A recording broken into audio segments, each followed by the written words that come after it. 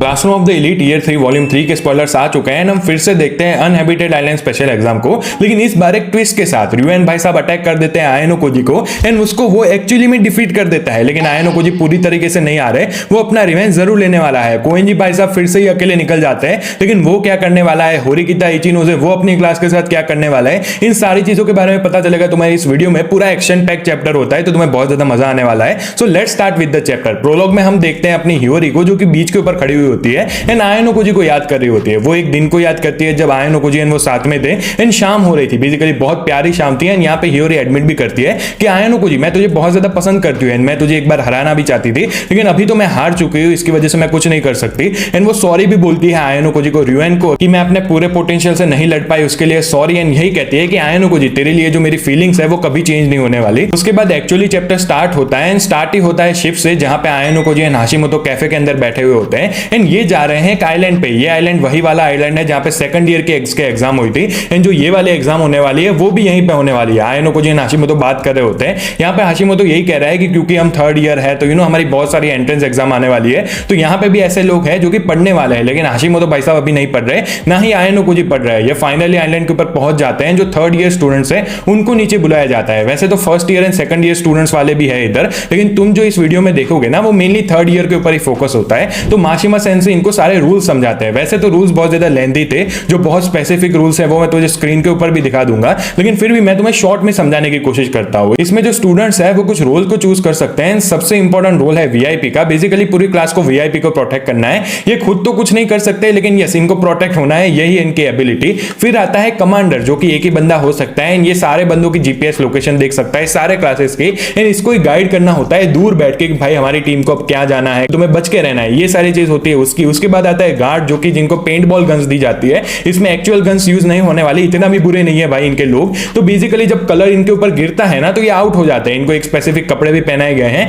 And watch भी दी गई है ताकि कोई चीटिंग ना हो पाए। इसमें ये बहुत ज्यादा इंश्योर किया गया है कि कोई वॉच को ना निकाल दे, जो कि पहले वाले एग्जाम में होता था ना, तो ये सारी चीजें नहीं होने वाली है। तो र्यूएन भाई साहब को थोड़ा डिसएडवांटेज तो है। फिर एनालिस्ट हो गए, जो कि इवेंट्स होते हैं आइलैंड के ऊपर कि कहां पे सप्लाई ड्रॉप्स गिरने वाली है उसके बारे में देखता है। उसके बाद हो गए स्काउट्स, जिसको बाकी जो एनिमी होते हैं उनकी लोकेशन के बारे में पता चल सकता है। तो ऐसे ही रोल्स हैं। एंड इसके अलावा तुमने अगर पबजी खेली है तो उसमें नहीं होता कि जोन सिंक करता रहता है, तो इसमें 4 दिन के एग्जाम होने वाली है। ऐसे ही जो जोन होता है ना, मैं जोन बोल रहा हूं, ऐसे ही जो जोन होता है ना वो श्रिंक करता रहता है, तो इनको कॉन्स्टेंटली मूव करना पड़ेगा एंड जो बाकी क्लासेस है उनके साथ लड़ना पड़ेगा अपने पेंट बॉल गन्स के साथ, ताकि अपने वीआईपीस को बचा पाए। एंड इसका लॉस तो यही है कि अगर तुम हार गए तो पहले तो तुम्हारे -150 क्लास पॉइंट्स होंगे एंड जिस भी टीम के पहले 3 वीआईपी खत्म हो जाते हैं ना उनको एक अपनी क्लास का बंदा एक्सपेल करना पड़ेगा। तो उसके बाद क्या होता है, टीचर्स कहते हैं कि जो स्टार्टिंग एरिया है 4, तुम्हें उसके लिए रैंडमली लॉट्स ड्रॉ करने पड़ेंगे। तो अपने आयनो कोजी भाई साहब सानाडा को भेज देता है। सानाडा एक लॉट ड्रॉ करता है, लेकिन उनका लॉट इतना ज्यादा अच्छा नहीं होता है। तो फाइनली ये लोग अपने एरिया के ऊपर पहुंच जाते हैं। इनको पहले ही कुछ सप्लाईज दिए जाते हैं, लेकिन इनको बोला जाता है कि तुम जो भी सप्लाईज को ले रहे हो ना, जैसे कि गन हो गई, उसके एमओ हो गई, फूड हो गई,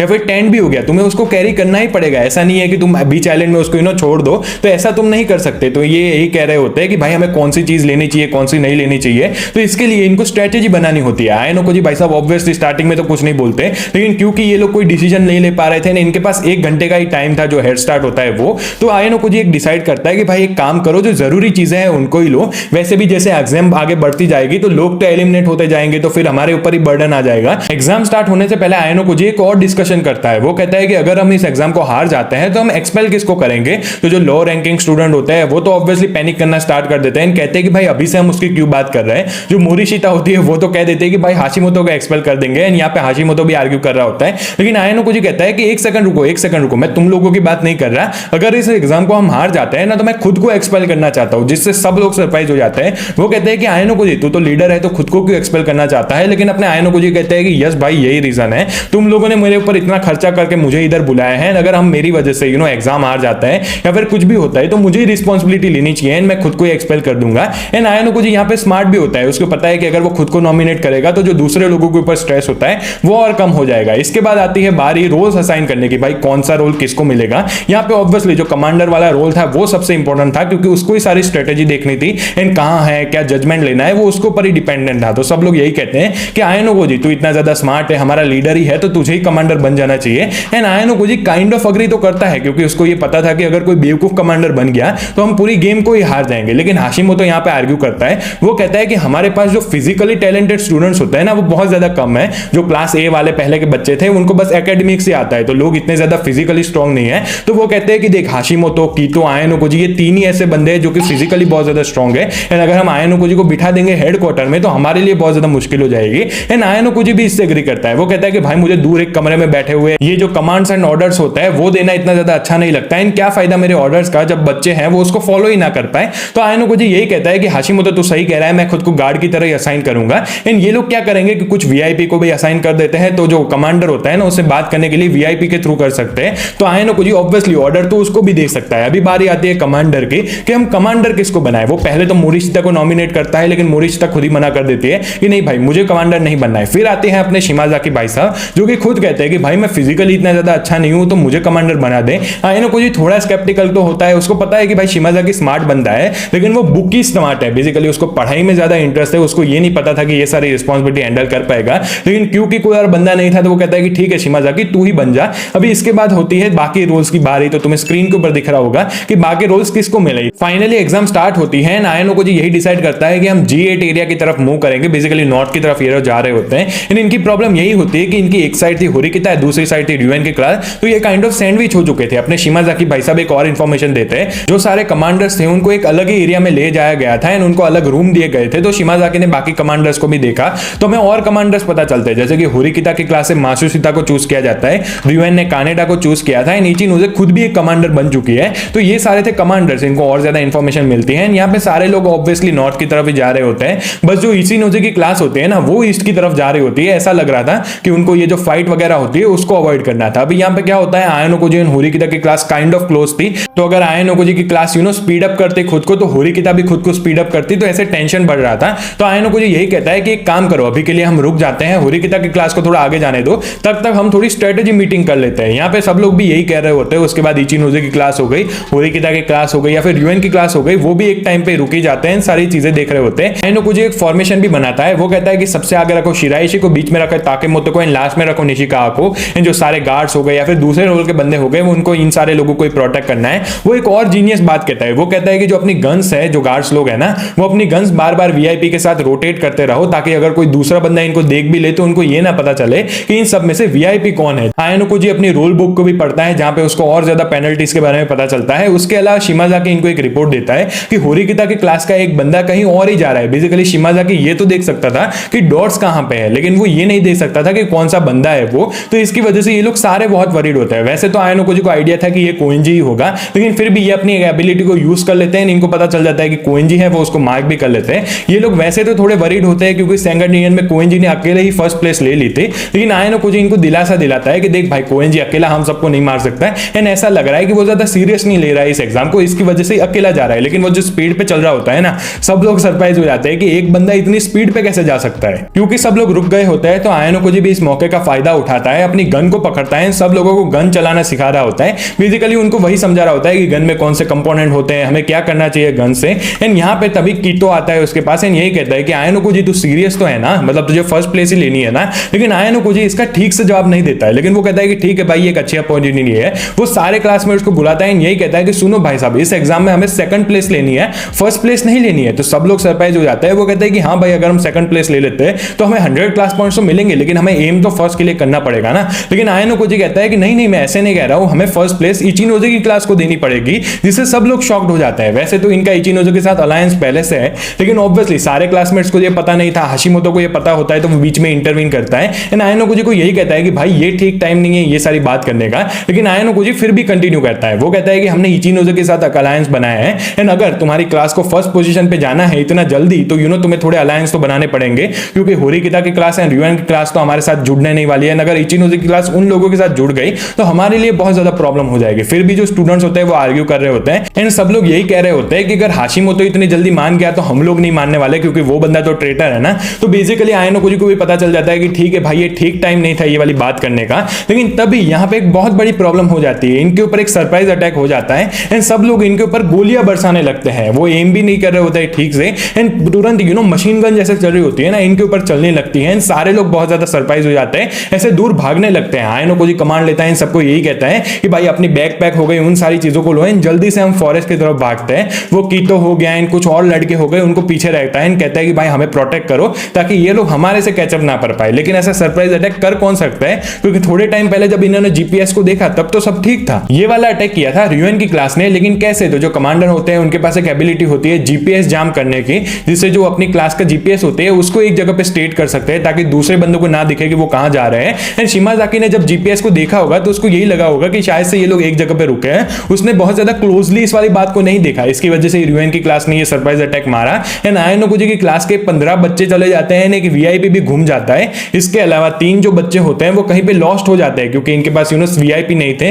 तो जो अपना शिमाजाकी था वो उनसे डायरेक्टली बात नहीं कर सकता था, क्योंकि कमांडर वीआईपी के थ्रू ही बात कर सकता है। एंड अल्टीमेटली रिवेन की क्लास के बच्चे उनको भी हंट डाउन कर देते हैं, उनको भी मार देते हैं। तो ये एक सरप्राइज अटैक से इनके 18 बच्चे चले गए, यानी एक वीआईपी भी चला गया। इतना बड़ा डैमेज दिया था इनको। एंड इसकी वजह से आयानोकुजी भी बहुत ज्यादा सरप्राइज होता है, लेकिन जो मोरिशिता होती है वो उसको ब्लेम कर रहे होते हैं कि आयानोकुजी तो इतनी सारी बड़ी बड़ी बातें कर रहा था अलायंस की ये सारी, लेकिन देख भाई तेरी वजह से क्या हुआ, तेरी वजह से ही हम इतने सारे लोगों को हार गए। तो अपने आयानोकुजी भाई साहब एक गन उठा लेते हैं, मोरिशिता की तरफ एम करते हैं, जिससे मोरिशिता का ये जो सारा सार्काज़म है, एटीट्यूड होता है वो पूरा गिर जाता है। उसको लगता है कि आयानोकुजी तो मुझे गोली मारने वाला है, लेकिन आयानोकुजी जब शूट करता है तो वो कोंडो को मारता है, जो कि बेसिकली एक फिर से सरप्राइज अटैक करने वाला था। एंड वो आयानोकुजी को टारगेट कर रहा था। तो यहाँ पे वो बहुत ज्यादा छुपा हुआ होता है, लेकिन फिर भी सरप्राइज होता है कि आयानोकुजी तूने मुझे पहचान कैसे लिया। लेकिन अपने आयानोकुजी यही कहते हैं कि तू बहुत टाइम से हमारा पीछा कर रहा था ना, इसकी वजह से तेरा स्टेमिना है वो अब बहुत ज्यादा कम हो चुका है, एंड इसकी वजह से मैं तुझे आसानी से ढूंढ पाया। कोंडो भी बहुत ज्यादा सरप्राइज होता है, लेकिन उन्होंने बहुत सक्सेसफुल अटैक मारा था, तो ये बहुत ज्यादा खुश भी होता है। कोंडो उधर से एलिमिनेट होकर चला जाता है। हम चले जाते हैं 30 मिनट पहले, एंड हम देख रहे होते हैं इचिनोजे का पर्सपेक्टिव। अभी जो कमांडर्स थे वो एक दूसरे से बात नहीं कर सकते थे, एंड इचिनोजे अपने हेडक्वार्टर में बैठी हुई होती है, वो जीपीएस को एनालाइज कर रहे होते हैं। एंड उसको लगता है सारी चीजें ठीक है, वो हेडक्वार्टर में थोड़ा घूम रहे होते हैं। इनके जो रूम होता है वो बहुत दूर दूर है। तो वो पहले तो कनाडा को देखती है, बहुत ज्यादा सरप्राइज भी हो जाते हैं कि कनाडा कब से बात कर रहा है अपने वीआईपी से, एंड बहुत ज्यादा कॉन्फिडेंटली लग रहा है, क्योंकि एक दूसरे से बात नहीं कर सकते थे। तो कनाडा जब उसको देखता है तो उसको ऐसे नॉड करता है, फिर इचिनोजे उधर से चली जाती है। लेकिन जब वो वापस से जीपीएस को देखती है ना, तो उसको रियलाइज होता है कि जो रिवेन की क्लास है वो वही कोऑर्डिनेट्स के ऊपर है जहां पे वो पहले थी। जैसे मैंने कहा कि अगर वो एक्चुअली में उधर ही खड़े हुए होते तो थोड़ा तो मूव करते, लेकिन ऐसा बिल्कुल नहीं था। तो उसको लगता है कि वो भाई ये तो आयानोजी की क्लास को अटैक करने वाला है। तो वो तुरंत जाती है जहां पे शिमाजाकी बैठा हुआ होता है, उधर दूर जाके खड़ी हो जाती है, ताकि अगर शिमाजाकी उसकी तरफ देखे तो वो थोड़ा सिग्नल दे पाए उसको। लेकिन शिमाजाकी उसकी तरफ देखता भी नहीं है। जब उसको देखता है तो 1 सेकंड के लिए ऐसा देखता है, एंड फिर से जीपीएस की तरफ चला जाता है। तो इचिनोजे को पता चल जाता है कि अभी बहुत ज्यादा बुरा होने वाला है इनके साथ। एंड वो जब जाती है तो फिर वो कुछ तो कर नहीं सकते थे, तो वो अपनी क्लास का जो लीडर होता है वीआईपी उसको कांटेक्ट करती है, एंड यही कहते हैं कि हमें जल्दी से आयानोकुजी की जो क्लास है उसको मदद करनी पड़ेगी। फिर से हम आ जाते हैं आयानोकुजी की तरफ, जहां पे ये लोग बहुत दूर चल के आ जाते हैं। जैसे मैंने कहा इन्होंने 18 बंदों को भी खो दिया, एंड एक वीआईपी को भी खो दिया। तो ये लोग वैसे भी बहुत ज्यादा डाउन होते हैं, लेकिन फिर भी इनको एक टेंशन तो रहता है कि क्या अगर रिवेन ने फिर से इनके ऊपर अटैक कर दिया। तो आयानोकुजी कहता है कि टेंशन मत लो, रिवेन के पास अब जो वो सरप्राइज वाला एलिमेंट था वो नहीं रहा, इनके पास ये जीपीएस जाम वाली एबिलिटी भी खत्म हो चुकी है। तो वो ये नहीं कर सकते, बेसिकली फिर से सरप्राइज अटैक नहीं कर सकते। इनके पास दूसरी एबिलिटी तो थी, लेकिन अब इनको कंफर्म था कि रिवेन फिर से अटैक नहीं करने वाला है। यहाँ पे आयानोकुजी यही कह रहा होता है कि जो तुम्हारी क्लास का लीडर है, बेसिकली मेरे एरोगेंस की वजह से हमने इतने बंदों को खो दिया। आयानोकुजी कहता है कि जो भी बाहर से इस एग्जाम को ऑब्जर्व कर रहा होगा, एंड जो भी इस नॉवल को पढ़ रहा है, तुम लोगों को यही लगता है ना। मतलब आयानोकुजी भाई साहब लिटरली डायमेंशन ब्रेक करके हमसे बात कर रहे हैं। मुझे तो यही लगता है कि उसने डेफिनेटली एक पॉसिबिलिटी को कंसीडर किया होगा कि रिवेन उसके ऊपर अटैक करने वाला है, लेकिन भाई मैं अभी प्रूव नहीं कर सकता। मतलब मैं नहीं मानता कि आयानोकुजी इतनी बड़ी गलती करेगा। उसके बाद हम आते हैं रिवेन की पर्सपेक्टिव की तरफ, जहां पे कात्सुरागी होता है, वो उसको इंफॉर्मेशन देता है कि हमने जो आयानोकुजी की क्लास है उसके बंदे 18 बंदों को हरा दिया है, फिर एक वीआईपी को भी डिफीट कर दिया है। तो बेसिकली जो अपना सरप्राइज अटैक था वो बहुत ज्यादा सक्सेसफुल था, लेकिन अपना ये जो रिवेन होता है ना, उसका मेन टारगेट तो आयानोकुजी था। उसको यही देखना था कि अगर हम आयानोकुजी को तुरंत डिफीट कर देते तो उसके बाद उनकी पूरी क्लास ही हार जाती।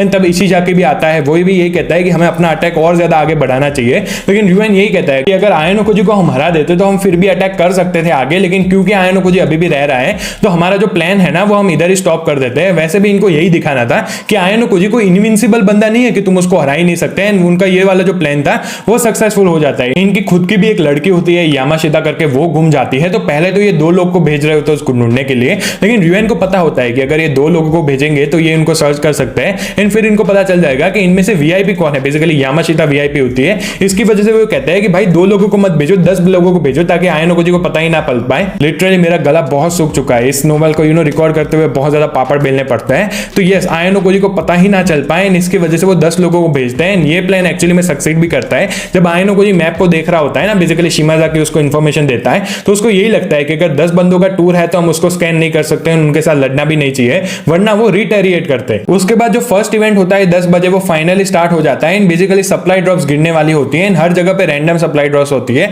जैसे कि कुछ में गोलियां होती है, कुछ में सप्लाईज होते हैं, कुछ में खाना होता है। तो ये लोग यही डिसाइड करते हैं क्योंकि ऑलरेडी इनका जो ग्रुप का नंबर था वो इतना कम हो चुका है, तो एक ये 10 का ग्रुप बनाते हैं, दूसरा 5 का ग्रुप बनाते हैं एंड दो सेफ लोकेशन की तरफ जाते हैं। इनको फूड भी लेना था लेकिन अनफॉर्चुनेटली जो फूड वाली लोकेशन थी ना उसके ऊपर और भी ज्यादा क्लासेस थे तो वो उसको नहीं ले सकते थे। फाइनली हम होरिकिता की क्लास का पर्सपेक्टिव भी देखते हैं, इनको भी पता चलता है सप्लाई ड्रॉप्स के बारे में, तो ये लोग यही डिसाइड करते हैं कि जो सेफ सप्लाई ड्रॉप्स है हम उसके ऊपर ही अटैक करने वाले हैं। ये बहुत ज्यादा सेफली खेल रहे होते हैं। इन यहाँ पे दूसरी तरफ जो इनके पीछे ईके वगैरह होते हैं वो बहुत ज्यादा हंस रहे होते हैं। वो कहते हैं कि जो आयनो कुजी के साथ हुआ वो बहुत ज्यादा ठीक था, मुझे पता ही था कि वो बंदा कुछ भी नहीं है।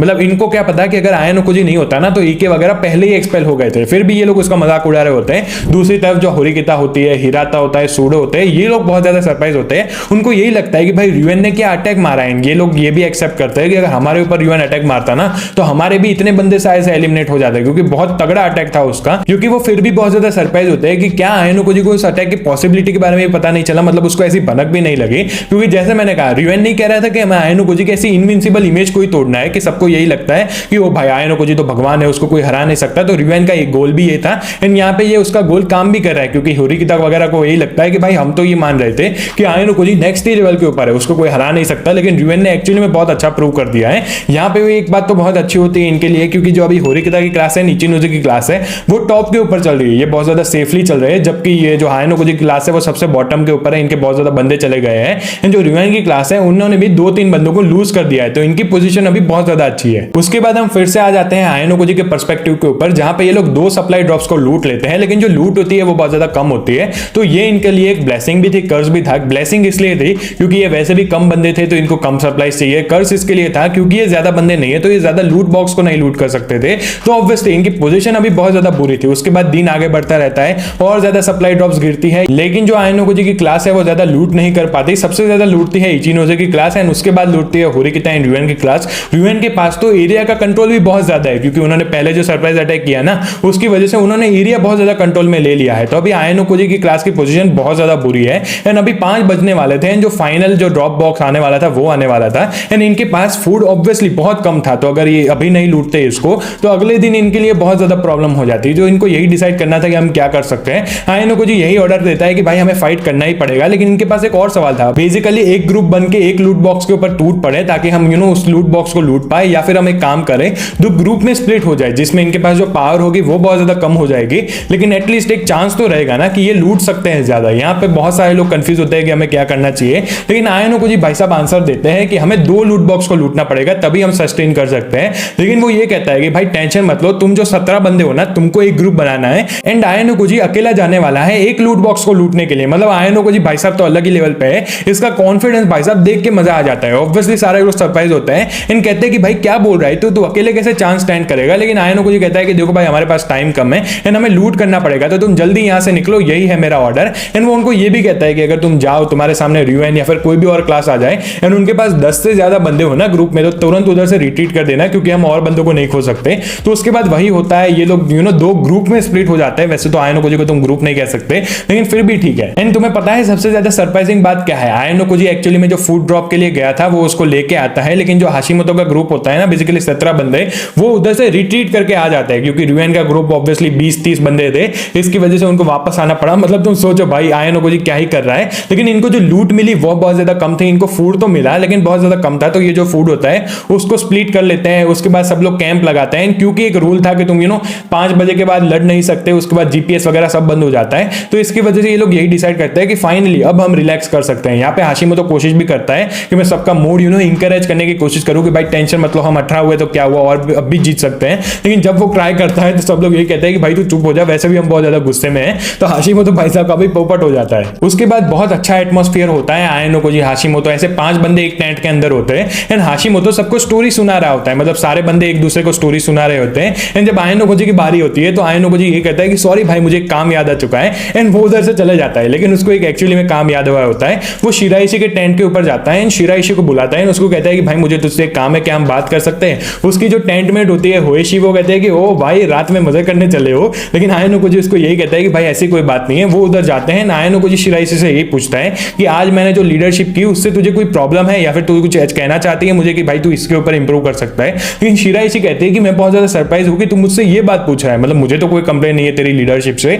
एंड मैं तो ऊपर से तुझे सपोर्ट कर रही हूँ पूरा, जिससे आयन को जी बहुत ज्यादा सरप्राइज हो जाता है। लेकिन वो फिर भी उससे कुछ नहीं कहता है, वो शिराइशी को छोड़ देता है अपने टेंट के ऊपर एंड अपनी होइशी कहती है कि क्या तुम लोग इतनी जल्दी खत्म हो गए, मतलब आयन को जी के स्टेमिना के ऊपर उसने कमेंट किया है। लेकिन आयन को जी जब जा रहा होता है ना जोक्स साइड बात करे तो वो बहुत ज्यादा सोच में पड़ जाता है। उसको लगता है कि हाशिमोतो हो गया या फिर दूसरे क्लासमेट्स हो गए, ये सारे लोग उसको 2 महीने से ही जानते हैं एंड सब लोग उसके ऊपर डाउट कर रहे थे। हाशिमोतो भी उसके ऊपर डाउट कर रहा था। बेसिकली उनको टेंशन तो होता ही है ना कि हम सिर्फ 18 बंदे बच्चे हैं, कैसे जीतेंगे इस एग्जाम को। लेकिन शिराइशी को बिल्कुल भी टेंशन नहीं है उसके ऊपर, वो इतना भरोसा करती है आयन ओकोजी के ऊपर एंड इसकी वजह से आयन ओकोजी बहुत ज्यादा सरप्राइज हो जाता है कि शिराइशी को मेरे ऊपर इतना ज्यादा ट्रस्ट कैसे हो सकता है। एंड ये वाला वीडियो मैं यहीं पे ही एंड करना चाहता हूं। जो मैंने मिस्टेक की हो बोलने में उसके लिए सॉरी, क्योंकि 4 महीने में जब मैं इतना बड़ा वीडियो रिकॉर्ड करता हूं ना पहली बार, तो भाई गले की हालत बहुत ज्यादा खराब हो जाती है। एंड वैसे तो इसके और 4 चैप्टर अभी बाकी है, जैसे मैंने कहा कि भाई ऑलरेडी 1 महीना हो चुका था। बहुत सारे लोगों के कमेंट्स आ रहे थे, बहुत सारे लोगों ने मुझे इंस्टाग्राम में डीएम भी करे कि भाई कब ला रहे हो सीओटी। लेकिन प्रॉब्लम क्या है कि देखो मुझे तो जैपनीज आती नहीं, तो मैं तो ट्रांसलेट कर नहीं सकता।